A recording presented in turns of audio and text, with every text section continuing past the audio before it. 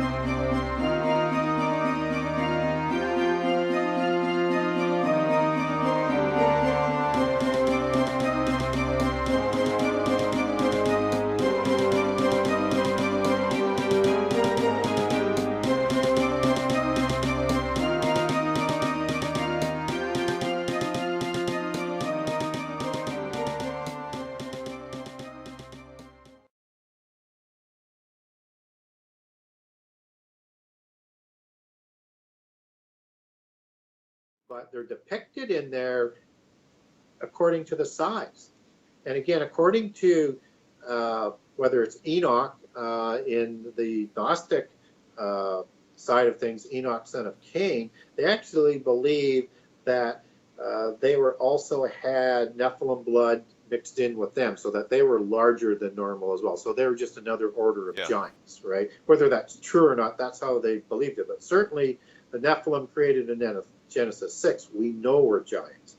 But in their belief system, both the priesthood and the kings were giants. And that's why you would see them depicted as giants, not through a figment of their imagination or from a narcissistic perception to elevate them and create this legend of demigods. They actually believed they were demigods and they were giants.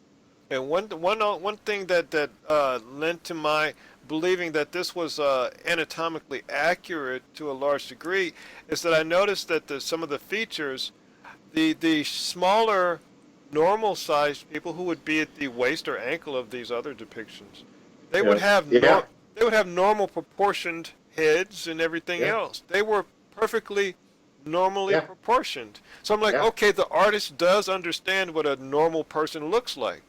But then this giant has an enormous head or these unusual serpentine features. And I'm like, this guy is actually a good artist. He's capturing something here, and he's conveying a message to us that's very important to him to capture.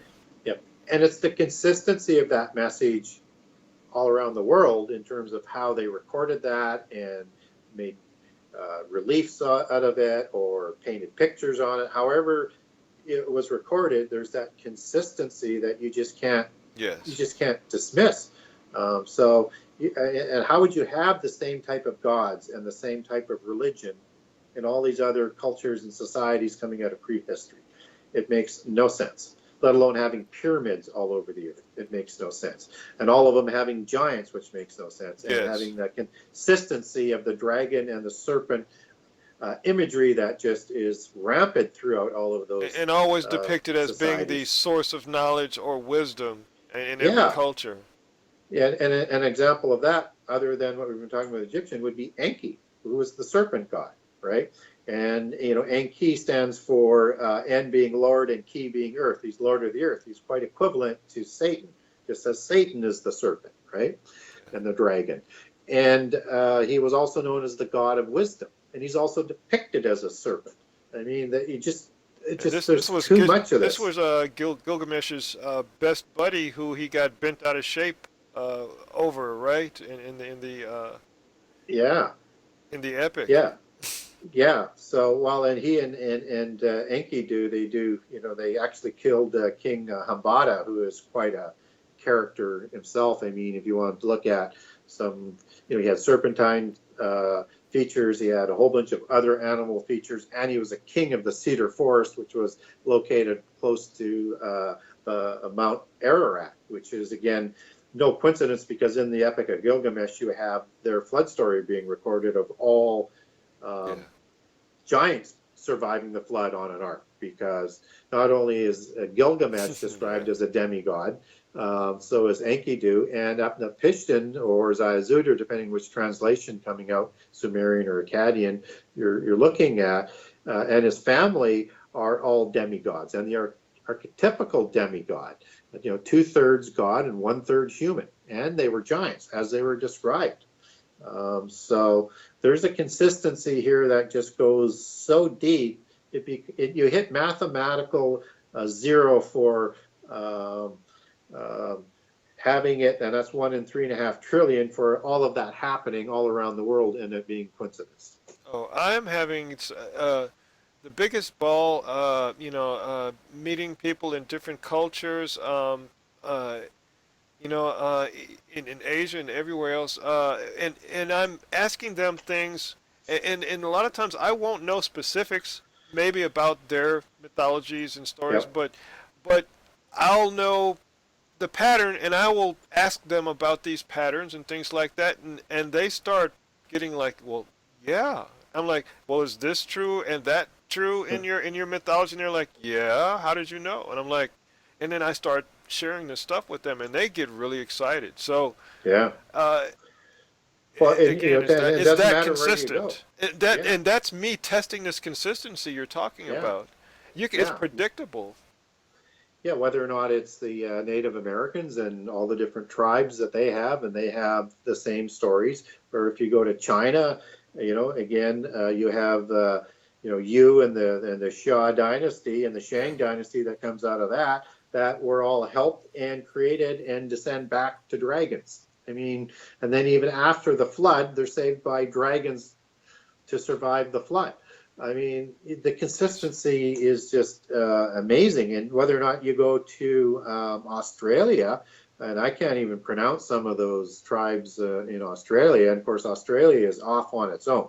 So unless that, the continents were together, it was off on its own. But they talk about the a race that came from the skies or the heavens, right? And it was an advanced race, and it was destroyed by a flood. I mean, how is that possible? And all over the world, it doesn't really matter whether it's the Hopi or the Akura or the Algonquin or the Natchez. They all have a similar story, and theirs is more akin to the Quiché Maya and the Aztecs. So one wonders with that relationship. But they all take after the flood, surviving from the White Clan that came from an island continent that was known as the Snake Clan. Yeah, and so I and guess of course Quetzalcoatl is the feathered serpent. So. Oh yeah, and I've heard certain interpretations that he was depicted as a large person, well, a giant person who had a white beard and white skin. Yeah. And the beard being particular is that the natives didn't really have beards. Yeah.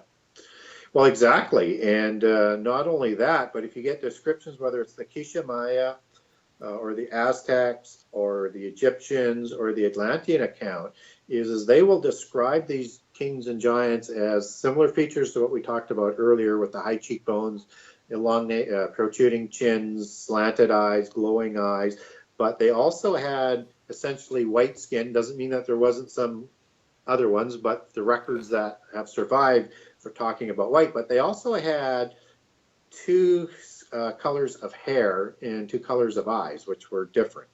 And so they were either blue-eyed and blonde-haired, as in the Norse tradition, right? As in the Aryan tradition, which was, again, in their belief system, surviving giants. And or red hair and hazel eyes, as in the Celtic or the Tuatha De Danann.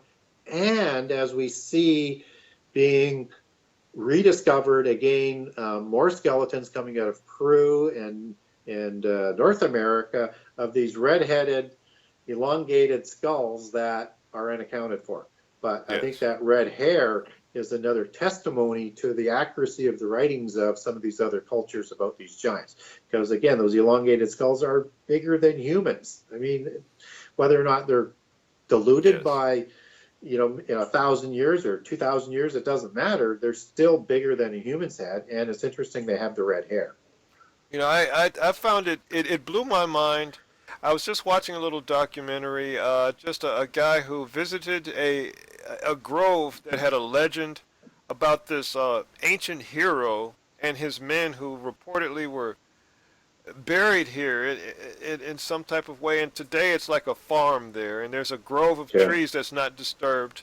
And I can't remember the name of it. It was a Scottish name, very difficult for me to bring out, but if I come across it, I'll have to send it to you. But I'm wondering, had you heard of it? But what blew my mind is, as I'm watching it, the man standing, he's like, and this has absolutely nothing to do with religion or it's just basically local custom and stuff like that. And the guy just out and says, this hero was a very, gigantic man with 6 fingers and red hair, and he and his men are buried here, and the legend says that they await for the day of the final battle. Yeah. How can you account for that? I mean, my jaw just yeah.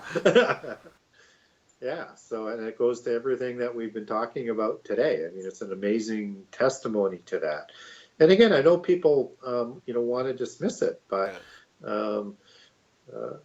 there's just too much of it in prehistory. And what's so important is all of the kingships coming out of prehistory and then after the flood, and then migrating to Europe and around the world.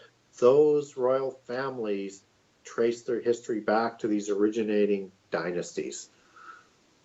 Absolutely. And not all of them are in power today. But they certainly are still around. Like you have members of the Stuart dynasty, which is a very ennobled bloodline. They're not in power, but they're still around. And there's, you've got the Habsburgs that aren't in power in Austria, but they're still around. And when they were still in power before the end of World War I, for the most part, they still intermarried significantly. And if they didn't, you would create a lot of genetic diseases, like some of the Romanovs had some diseases, and the Habsburgs did, which is why they were intermarrying. And people forget, because it's over 100 years ago since the First World War, that this was essentially a war between cousins. So they were all related. It didn't matter whether it was the Kaiser of Germany or the Romanovs of the Tsars of Russia or the Habsburgs of Austria or the king and queen of England. I mean, they were cousins, literally cousins, because they intermarried to try and keep the bloodlines pure. That's not a coincidence, and that continues today within the secret societies. Within how that's structured has a lot to do with the purity of the bloodline. Yeah. And that's why you see the wealthy always trying to intermarry into those bloodlines and improve their pedigree to become more powerful, not necessarily in this generation, but for future generations. Yeah. And I guess you would also have, for lack of a better word, a breeding value. Yes. According to your blood. Yeah. So like in the Trudeau family of Canada, one of the first families of the French coming over in the 1600s to Quebec, You have Pierre Trudeau, who is educated as a Jesuit and is a communist before he gets a little bit more to the center, if he ever did, but he ran for the Liberal Party and became prime minister, and who was also a member of the Club of Rome, marries Margaret Sinclair, who sends back to the Sinclairs that created Freemasonry and the St. Clairs who founded the Knights Templar and are this one of the families of this ennobled bloodline, right? It's an amazing coincidence that it still continues, and it's so obvious. Just as you have, and then there's posts out there, you can Google it, that, and I don't think anybody's done it with Obama, but for the presidents before Obama, they pretty much take all of their bloodlines back to the Plantagenet dynasty, right? Which is an interesting coincidence. But to King John in particular, who of course is the one who was forced to sign the Magna Carta, the King John of Robin Hood, and has sort of this infamy. But what's interesting about that is that was at the point in time when the Anjou dynasty took over the through marriage, the dynasty of William the Conqueror of 1066 and his descendants. So you have a change through marriage and a legitimacy through the Anjou dynasty, which produces the Plantagenets, and that's the family that is also part of the main founders of the Knights Templar. As you go back to the 9 or 11 as in prior Sion records, that Anjou is a significant player and is always a royal family of circumstance as you go through history of the French kings. These bloodlines are always intermixing, right? Yeah. So I guess it's all about preservation, which would be secondary to just the agenda itself, which from different sources and things like that, you hear about timelines for certain parts of the agenda or things like that, and I get the feeling that things have been delayed again and again, much to their surprise. Yeah, but very much. They're tenacious. But I think I just have to say flat out, I believe that's the Lord. Well, we know it is because, and although they may not have enough respect for God's power, because they've been brainwashed by the demons and the fallen angels that they can actually win, and Lucifer, or Hell, as it should be translated, or Satan, are equals, is what they believe, right? But the reason why they can't bring it about, even though they're trying so frenetically and hard to do so, is because the restrainer hasn't been removed. And until the restrainer is removed, it cannot happen. But they are trying to force it before. Like I say, they want any time other than the ordained time, but they will accept the ordained time as well. I agree perfectly with what you're saying. When the restrainer is removed, then I think, as it says, that the man of destruction, perdition, will be revealed. Yes. And that's what they're waiting for. They know that is the moment. That is the shifting of everything. And so what they like to do is they like to keep 3 Antichrist figures initiated and ready to go and hidden in secrecy at all times. Absolutely. If they can find a way to force it to happen sooner, they're ready to go. Or when it happens, when they not, because they don't know the end time, nobody does except for God, they're still ready to go. And all of this bloodline and genealogy is important to these secret societies and bloodlines because they are trying to present their own Antichrist through these bloodlines. They want these bloodlines to go back to the gods, to have the divine right to rule that we talked about. Right. And so this really brings a high importance to, as a child, what I consider one of the most boring parts of the Bible. The genealogies. Yeah. It makes it very critical, and you can see the importance of why God would so meticulously list out the godly lineages of Jesus Christ, his all the way back to the garden. Yes. So, I mean, all done for a reason, because God is Alpha Omega, the beginning yeah, and the end. And so make sure even though we have to rely on faith and believe in God through free choice, there's enough information to guide us if we really want to be guided, if we want to hear the calling. yeah, absolutely.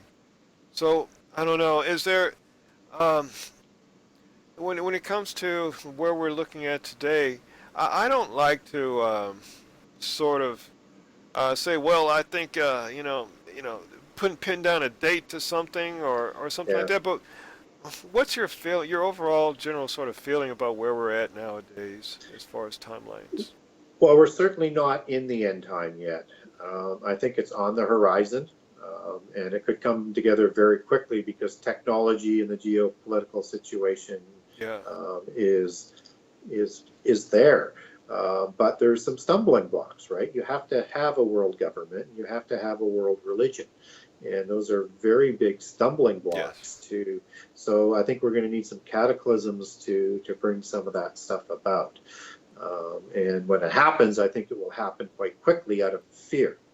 It'll be the Yes. Babel syndrome again, that, convert to one world religion, or be wiped from the face of the earth, right? Yes. And work as one people. I think that's what we're going to see is catastrophes that will drive not only the religion first, but then the world government coming together afterward that will pay tribute to the world religion until they destroy it 3.5 years into the last 7 years. I think we're getting close, and there's a lot of things that, again, it may be designed to mislead to a certain degree, but I still look at things coming together like the creation of Israel. And, Yes. what is the period between either 1947 or 1967 when they take Jerusalem? What's a generation? Because we know Yes. that's fulfilled, and within that generation of the fig tree, Jesus will return. So is that 40 years? Well, it's probably longer than 40 years. Is it 70 years, or is it 120 years, or is it somewhere in between? That's not specific. We don't know. Yes. But if it was 70 years, you're basically looking at a 2017 to a 2037 window, right?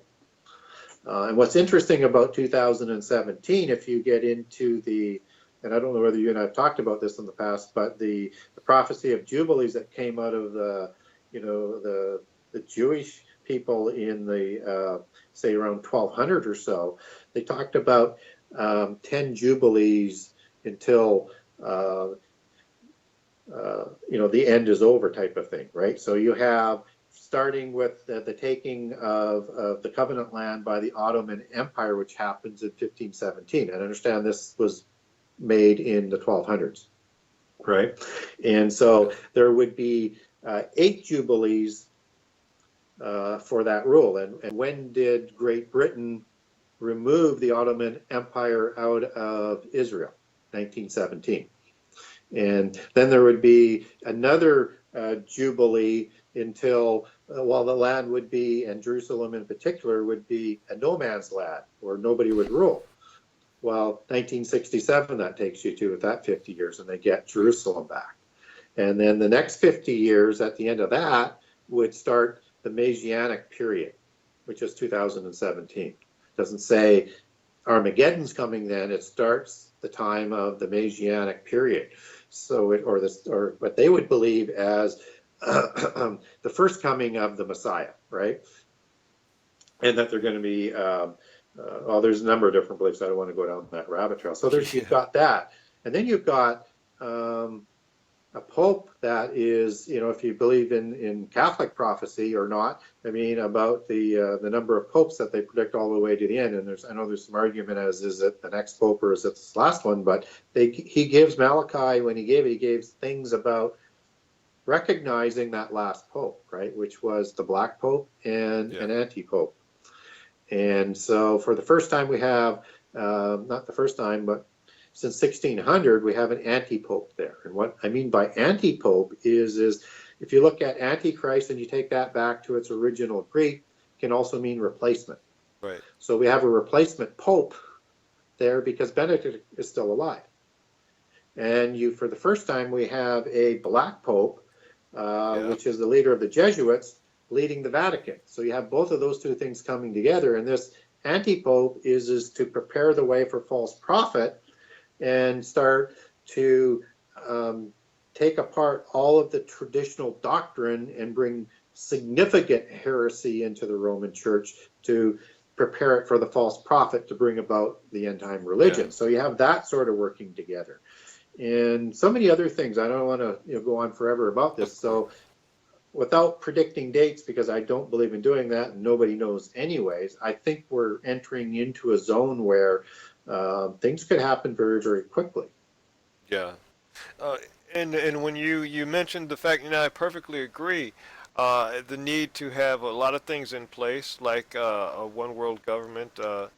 And we talk about, it's also mentioned in Daniel and in Revelation about just certain things. There's the need for a temple. There's the Temple Institute has everything. They're ready. Yeah, they're ready to go. Certain things have to be in place. But it's interesting how if we go back to Reagan, remember his famous speech? You know where I'm going with this. What did he say in his own speech? I wonder, he said, how quickly we would all come together if there were a universal threat from outside of our world. Exactly, something like that. And then you see in all science fiction that we all come together as a world government, right? Because we're afraid. And so those cataclysms can come about. And yeah, I also agree to underline your point that to be able to do the sacrifices on a wing of the temple is a big stumbling block on why Muslims would permit the Jewish people to do the sacrifice. But under the world religion, all things would be umbrellaed and they would be permitted to do it.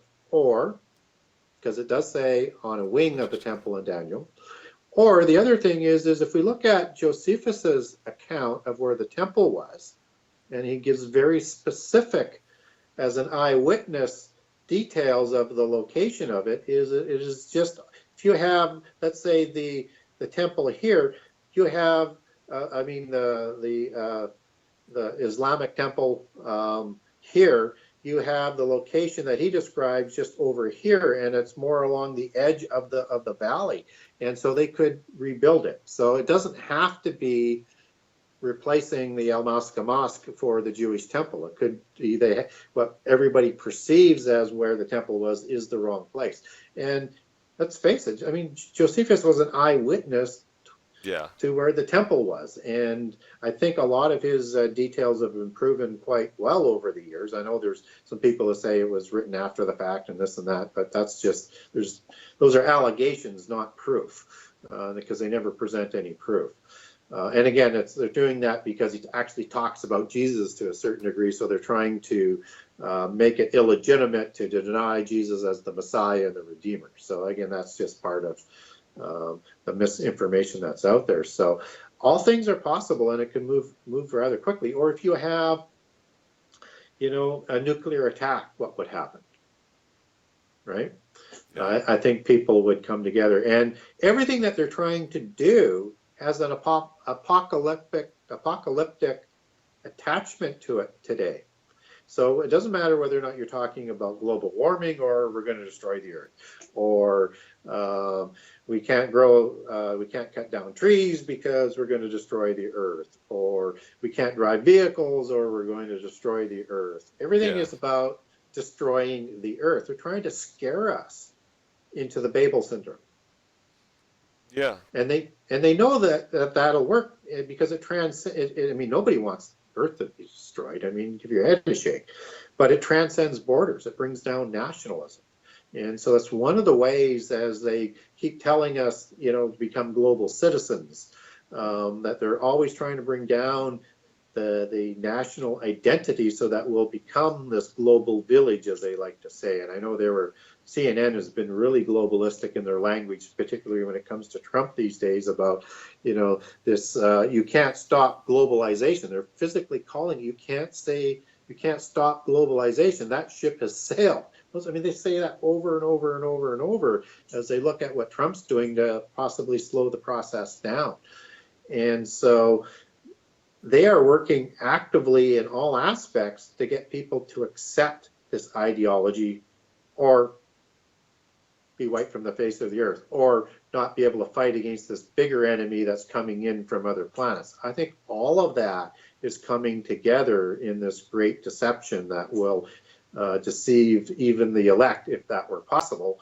And because we're warned, Yeah. it is possible. So the deceptions will be of such scale and size, unless you are so confident and assured in what Scripture says, you're going to be deceived. Absolutely. I don't think it's enough to, quote a Bible verse every day and call yourself a Christian and things like that. I don't think, I don't know. I don't think anybody should take that for granted. Even the person who's talking about, beware the great deception. I myself, I'm always, on my toes and in prayer, Yep. in the sense of It looking at is, everything. and my approach, and one of the things that I'm trying to do with my book, I'm a contrarian, and I would want everybody else not to go with status quo beliefs, whether it's secular or within the church, but to search it out yourself and verify it Absolutely. yourself. And that's kind of the point of the book, is to take something like Genesis 6, where the church doesn't teach it for odd reasons or ever really wants to get into it, as sort of the platform to get people to understand and dig deeper so that they're not deceived when the end time comes. Now, actually, I'm so glad you say that, because I tell people as I'm sharing information, even the ones who are like, "Wow, that is amazing! I had never thought of that," or whatever. I'm like, "Well, listen, don't just take what I'm saying as strictly. I mean, directly from me. I want you to go. I would prefer you not believe me and just go look and research it, just to see for yourself." Yeah.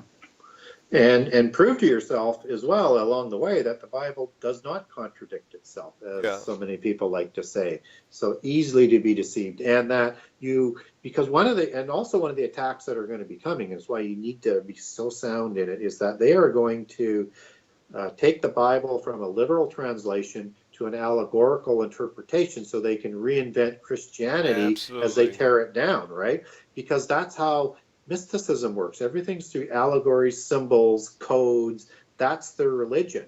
So Oh they're yeah. going to tell you that the New Testament and the Old Testament is basically a fairy tale, which is also their conception, where the real story, the surface story, is not the real story. You have to understand things underneath. And hence, when they say that, then they're going to say just that the resurrection is an allegory, which you already hear out there, and didn't really happen. You just have to understand the meaning of it. And they'll also point to, because everything becomes an allegory, and they'll point to Jonah as being an allegory, and that's the sign that Jesus said that, the only sign to a wicked generation is going to be the sign of Jonah. So they're going to say he referred to those 3 nights in the grave as an allegory, hence the allegory. Yeah. The resurrection is an allegory. It's coming. So And many they're times they reduce God himself, Jesus himself, God, to an allegory, and as you Yes, say, he's just a force. yes, just a force. And it's the meaning and the principles only. And we know it's not just deeds that's going to get you into heaven, right? It has to be your faith. And so if you allow yourself to be deceived and your faith eroded because you're not strong enough in understanding the Bible, you will be deceived. And it doesn't matter how many good things you do. Yeah, that's absolutely true. I'm so glad that you were able to sit and talk with me about some of these things, because, um, you know, I have some advanced thoughts and things like that, and things I'd like to explore, but I have so many people coming at me, and I'm aware of people just coming into these things, and I don't want to let go of their hand, so to speak, Yeah. and I have people asking me, what are the 7 secret schools, and the things that go back, and I'm like, well, we have to go back and and look at some of the earlier things in the Bible, and then it actually these understandings redefine the whole Bible, from beginning to end. And I'm like, Nimrod was a much. You thought he was a bad guy before. You're gonna have to look at him again. He was Yeah. really.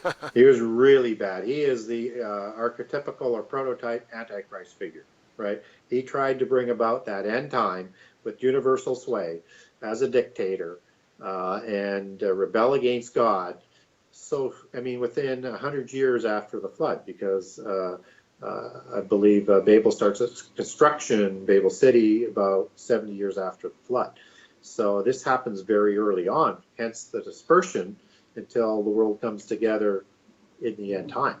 And so, I mean, the dispersion of languages wasn't an evil thing. It actually allowed the time for the full number of the Gentiles to be fulfilled, right? Without it, people like myself, we don't hear about the Word of God. Yeah, you let me know if how you're pressed on time, because I don't want to overkeep you, but I want to ask you something. Yep. Well, I have you just comes to mind, and I'm not sure where exactly you stand on this, but I want to throw this at you. I've been seeing something more and more that it just dawned on me quite a while back. I've always, not always, but I started going away from things like things. I'm gonna tick some people off, so let's just be blunt about it. Some things that go back to being pagan holidays when you really dig underneath them, like Easter Yes. and Christmas. Yes. But now, the more I research Nimrod in particular, Yep. I all of a sudden I just realized I just mentally saw him with a red outfit on. If I wanted to make this guy deified, one way to depict that is to make his hair white, and that symbolically Yeah. shows he is a deity, that he's Yes. transcended. But now you put him in a red suit, and that just sort of makes him contemporary, and it's a joke, or I don't know. Just you know where I'm going with this, right? So it just dawned on me, man, Santa Claus is Nimrod, and I'm like, So as yeah, part of the preparation takes millennia to do, right? So when you have what happens with Constantine in about 315 to 325 and makes Christianity the religion of the empire, it's a homogenization of polytheism with Christianity. And so you get a lot of pagan symbolism that now come in. It combines with Mithricism, which was actually the main religion, at least of the army, and Manichaeism would be another one of those sort of things. But he wanted to harmonize the religion. So you have a movement away from the Sabbath, right, to the Sunday, which is the day of the sun, which is mysticism for their god, right? Just as light, sun as an allegory for light, we just as Satan masquerades as an angel of light. So, and what's also important about that is you start to move away from the feasts and the festivals that Jesus celebrated and the disciples celebrated and the Jerusalem church celebrated, and they become replaced with other celebrations like Christmas, when we know Jesus wasn't born because that's the rainy season, and the sheep were and the other cattle were in the fields, right? They would have been in December in the stable or the manger where Jesus was born, and that would not have been available for Jesus. So probably September, October is when he was born. But they replace it with Sol Invictus, or the celebration of the solstice, right? Which was Mithricism. yes. When their god was born was between 22 and 25 as a date or something like that, maybe exactly 25. And so many other gods have their birth in the winter solstice. So this was, again, a replacement for some of the original feasts of God, to deny God and to lead people away from God, just as Passover was placed with Easter, which goes back to Ishtar. And we should be celebrating Passover, not Easter. And again, all of these things have come around to replace the various feasts of God and to deceive people. And it's part of the greater deception that's coming in the end time. Absolutely. It's just eye-opening, and I understand people, their attitude from their point of view. I celebrated these things as a kid myself, not knowing any. That was how I was taught. But you speak as a child when you are a child. Well, and they even have us celebrating. They even have us celebrating the crucifixion on a Friday.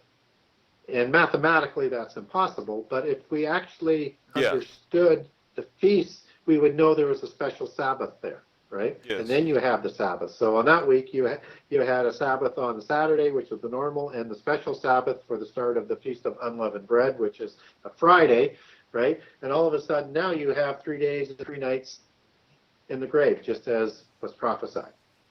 But again, they have us celebrating the crucifixion on the wrong day. And I absolutely agree with you. It's not the point of whether or not you celebrate. Well, it kind of is whether or not you celebrate Christmas or Easter. You know, I don't bash people for doing it. I'm like, my point is, you're totally ignoring what God said is his, or the days he said are his holy days, his holidays. Yes. Can you name any of them, or how many can your kids name? And most people are like, Yeah. well, I don't know. But they don't. Yeah. So I'm like, just food for thought. Yeah, and they're all prophetic Yeah. to help us understand the times and the prophecies. Prophetic, Like the and Feast of Trumpets. they describe the feasts show a aspect of Jesus Christ. Each one shows Yes. a different aspect of him. Is the only way I know to say it. It's the best way of saying it. It is all a reflection of Jesus before he came. Yeah. Just as, he's the Word of God who was with God, came to us, and returned to him. I mean, all of the Bible and everything written, it's all about him, just as he's the Word that created, at God's commandment, everything, right? That's why he's called the Word. My first time going to a Passover Seder, I was nervous. I was quite younger. I didn't know what to expect. I had a lot of Jewish influence in my life, but I never, religiously, never partook of anything. But,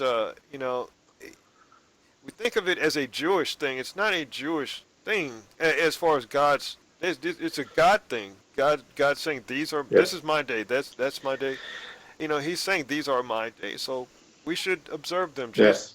It says Yes. we will observe these things in the end time, or Yeah. in the I should say in And the if you're led, final kingdom. yeah, and if we understand we are freed of the law, but if you're led by the Spirit, you will fulfill the law. So you should be led back to what God instructed us in all things, and try and fulfill those. And I'll be the first to admit I don't celebrate all of the feasts of the Lord. I'm moving sort of in that direction, but it's totally countercultural. Not that that's an excuse, but I think my point is that become a contrarian and read it for yourself, verify things for yourself, and make your own decisions, because this world is designed to lead you astray. Yeah. But I just want to say the first time I actually celebrated a Passover Seder, I went. I was nervous. I didn't know what to expect, but Yeah. I guess the Lord spiritually just pointed things out to me that I was seeing take place here, and I was like, Yeah. that's Jesus. Oh my goodness, that's what they're doing. That's about Jesus. But do they Yeah. know that? No, I don't think they know that. I mean, like, it was Yeah. blowing my mind. I'm like, oh wow. And I just wanted to tell people after that, I mean, certain people who may be, on the Jewish aspect, but not open to the Christianity or even knowledgeable. I'm like, wow, that's amazing. Jesus is prepackaged in these celebrations. So God can inhabit these things. It don't, if you've never been to something like that, don't worry about it. God is inhabiting these things. Exactly. He said, these are my days. So that's nothing like, that's what we're missing when we ignore those things in lieu of something like Christmas or whatever. That's, Yeah. It will help us from being led astray, but also what is spoken of all throughout the Old Testament helps us define how to understand the end time. And if you don't understand what's in the Old Testament, you're not going to understand prophecy. You're just not going to be able to do it. Too. That I find that also. The prophecy is also mirrored, laid out, reflected in these things. Actually, even in Jewish weddings, or more the ancient Jewish weddings, if you look at the way it's structured about uh, what Jesus has been doing and will be doing with us. Um, Yes. Yeah. when I Yeah. when I saw them lift up the bride and groom and carry them away together, I'm like, oh my goodness, wait a minute. Exactly. Yeah. Well, it's an absolute pleasure, Gary. And once again, if you don't have it, it's the Genesis 6 conspiracy, and man, it's 800 pages, but it's 30 years of this man's life, research, um, just digging into. I'll be honest, I have no idea. I won't presume to even know what you had to go through, and the dedication put into that. So I Yeah. thank you Yeah. again, man. Well, thank you very much. And if somebody wants to get a closer look at the book, go to my website, genesis6conspiracy.com.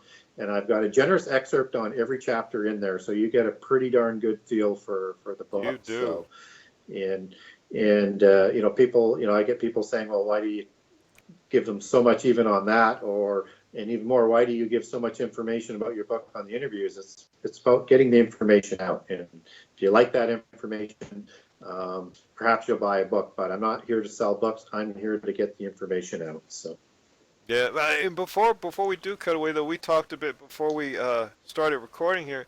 Um, I'm sure a lot of people might want to be curious about the direction you're talking about, coming out with a bonus something for us people who love your work so much. And you were telling me a little bit about that aspect, that flavor that you're uh, well, working with. in terms of writing another book, Yeah, I don't want to technically call it a sequel because it's not, but yeah, it's your it's follow not. up. No. It's your follow up. Yeah, I am working on it, and I need to spend more time working on it, and I don't want it to be as long as this book. So I have a couple of challenges, but I am working on a book. It will be more prophetic in nature, but it will also deal with the Old Testament and with the covenant and how all the blessings and the curses through Israel come about in the end time, which is a lot of people confuse things with the church. But understand that there's lost tribes and there's the Holy Covenant, and this is all going to come together in the end time. So, working on the book about the lost tribes and the covenant. Absolutely. Thank you, Gary Wayne, for joining us, and I want to thank you for joining us on the Sharpening Report.